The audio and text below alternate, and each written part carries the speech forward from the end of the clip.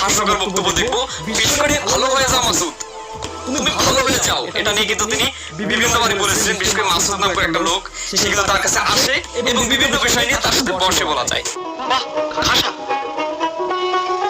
এখন কথা হচ্ছে সেই মাসুদের সেই হাস্যকর বক্তব্যটি থাকবে নাম্বার 4 এ। তাহলে চলুন আমরা সেটি কাদের সাহেবের মুখ থেকে শুনে আসি। জানো না, ভালো হয়ে যাও মাসুদ, ভালো হয়ে যাও। তোমাকে আমি অনেক সময় দিয়েছি, তুমি ভালো হয়ে যাও। কত টাকা মাল? তো বন্ধুরা, এখন আমরা নাম্বার 3 রাজনৈতিক বক্তব্য দেখতে যাচ্ছি, বিশেষ করে হাস্যকর বক্তব্য ওবায়দুল কাদেরের। আর সেটা হচ্ছে ইলেকশন কমিশনকে কেন্দ্র করে ডিবিসি চ্যানেলের একজন সাংবাদিক তার কাছে গিয়েছিল যে একটু বলুন